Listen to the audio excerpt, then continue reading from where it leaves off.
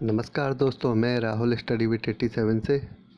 और हम लोग उत्तर प्रदेश लेखपाल से संबंधित आज स्पेशल क्लास आगे बढ़ा रहे हैं, जिसमें टॉप 10 ऐसे प्रश्न लेके आया हूं जिनसे अक्सर पेपरों में प्रश्न पूछे जाते हैं, जैसे पंचायती राज, मनरेगा, चकबंदी, मिश्रित खेती, फसल चक्र, नाबार्ड और सबसे महत्वपूर्ण टॉपिक जो अक्सर लोग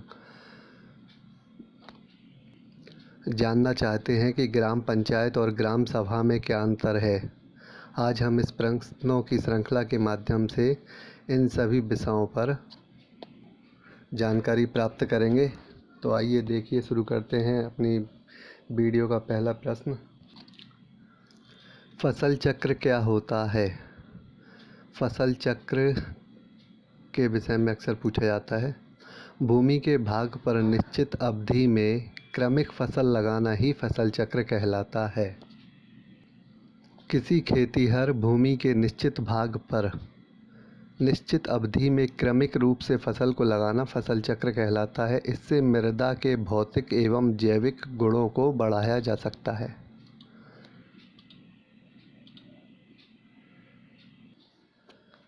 तो सीधी सी आसान भाषा में समझेंगे कि फसल चक्र यह है, मान के चलिए कि खरीफ, रबी और जायद 3 प्रकार की फसलें होती हैं। साल में एक मौसम खरीफ का होता है, एक मौसम रबी का, एक मौसम जायद का। तो इन फसलों को क्रम के अनुसार लगाना, जैसे कि खरीफ के बाद रबी, रबी के बाद जायद की फसल को लगाना किसी खेत की एक निश्चित भूमि पर निश्चित अवधि में, यही फसल चक्र कहलाता है। तो आइए देखते हैं अगला प्रश्न। मिश्रित कृषि कहलाती है। एक से अधिक प्रकार की कृषि को साथ साथ करना ही मिश्रित कृषि कहलाती है। किसान द्वारा भूभाग पर एक से अधिक कृषि को एक साथ करना मिश्रित खेती कहलाती है। मिश्रित कृषि में किसान को अधिक लाभ की संभावना होती है। पिछली लेखपाल की परीक्षाओं में इसी प्रकार से प्रश्न पूछे गए हैं। आज के 10 प्रश्नों में सभी प्रश्न बहुत ही इम्पोर्टेंट हैं। अगला प्रश्न, चकबंदी क्या कहलाती है? भूमि के छोटे छोटे खंड को बड़े खंड में विभक्त करना चकबंदी कहलाती है। अभी जो एग्ज़ाम होने वाला है चकबंदी लेखपाल का, जिसमें सरकार के द्वारा 8000 पद निर्धारित किए गए हैं, यह वही चकबंदी लेखपाल है। चकबंदी ऐसी प्रक्रिया है जिसमें खेती को छोटी छोटी भूमि में विभक्त करने से रोका जाता है एवं बड़ी भूमि के रूप में भूमि के छोटे छोटे खंडों का संचय किया जाता है। यही प्रमुख कार्य होता है चकबंदी लेखपाल का।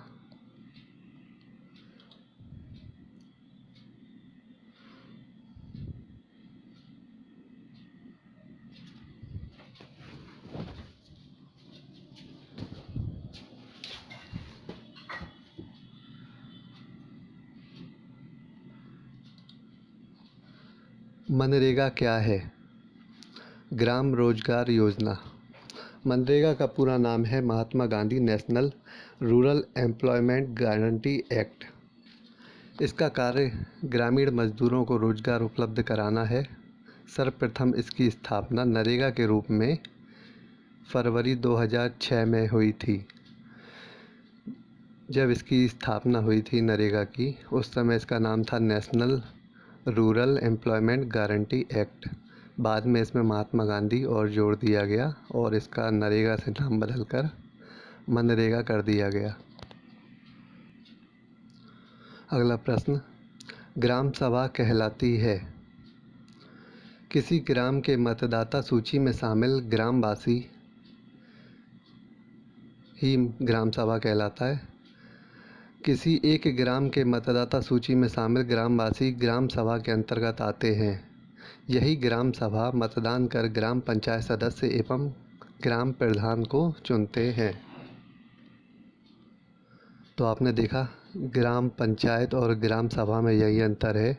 ग्राम सभा में जो भी मतदाता हैं गांव के, वे सभी आते हैं, जबकि ग्राम पंचायत में उनके द्वारा चुने गए ग्राम पंचायत सदस्य और प्रधानों को जोड़ा जाता है। अगला प्रश्न इसी पर आधारित है। देखिए, ग्राम पंचायत बनती है तो ग्राम प्रधान एवं ग्राम पंचायत सदस्यों के समूह से मिलकर ग्राम पंचायत बनती है। ग्राम पंचायत का कार्यकाल 5 वर्ष का होता है। प्रत्येक माह में पंचायत की बैठक होना अनिवार्य है। अगर ग्राम पंचायत सदस्य 1/3 सदस्य मिलकर बैठक पहले भी करवाना चाहें तो बैठक पहले भी हो जाती है। इन 2 प्रश्नों में आपको ग्राम सभा और ग्राम पंचायत के बीच अंतर का मालूम चला होगा। इसमें अक्सर लोगों को कन्फ्यूजन रहती है, तो याद रखिएगा, ग्राम सभा में सभी वोटर जितने भी मतदाता होते हैं ग्राम के, वे सभी आते हैं, जबकि ग्राम पंचायत सदस्यों के समूह एवं ग्राम प्रधान से मिलकर बनती है। बहुत ही महत्वपूर्ण बात है। ग्रामीण परिवेश से संबंधित यह सभी महत्वपूर्ण क्वेश्चन हैं। पंचायती राज्य किस सूची का विषय है? यह प्रश्न अनेकों बार पूछा गया है और सभी परीक्षाओं की दृष्टि से महत्वपूर्ण है, परंतु लेखपाल में बहुत ही ज़्यादा महत्वपूर्ण। तो पंचायती राज्य जो सूची जिस सूची का विषय है वह है राज्य सूची। पंचायती राज्य सूची का विषय है। इसे संविधान के भाग 9 और 11वीं अनुसूची तथा 73वें संविधान संशोधन के अंतर्गत जोड़ा गया था। यह तीनों अलग से भी पूछे जाते हैं कि किस भाग में जोड़ा गया संविधान के, तो भाग 9, अनुसूची 11वीं और संविधान संशोधन 73वां है, तो ये तीनों याद रखिएगा।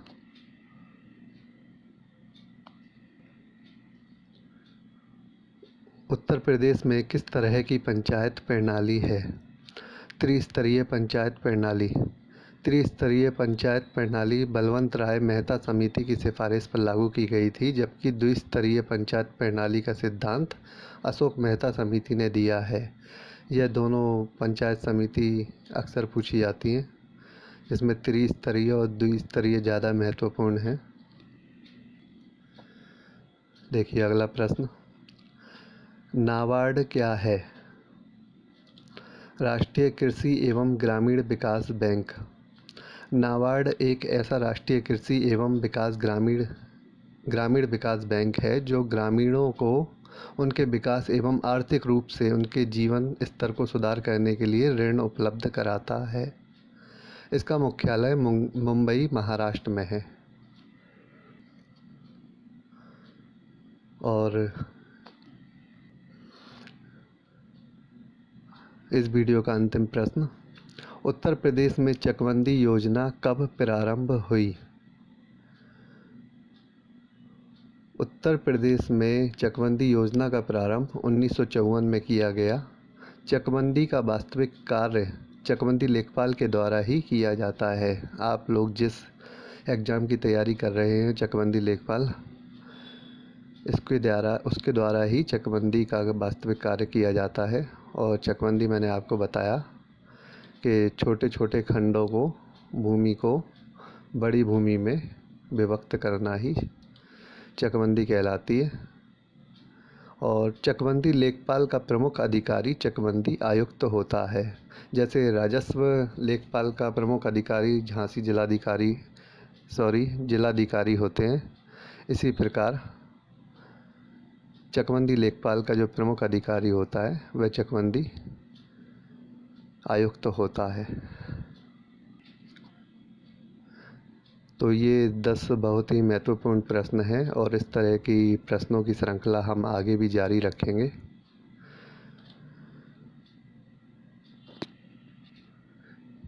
ये प्रश्न लेखपाल की दृष्टि से बहुत ही महत्वपूर्ण है, जो ग्रामीण परिवेश और ग्राम समाज विकास के अंतर्गत आते हैं। इन प्रश्नों को आप रट लीजिए, नोट्स बना लीजिए, चाहे प्रश्नों के माध्यम से चाहे किसी भी प्रकार से इनका रिवीजन करते रहिए। तो देखते रहिए स्टडी विद 87। मैं राहुल। चैनल को सब्सक्राइब ज़रूर कर लें। अगर वीडियो पसंद आती है तो लाइक शेयर भी ज़रूर करें। धन्यवाद।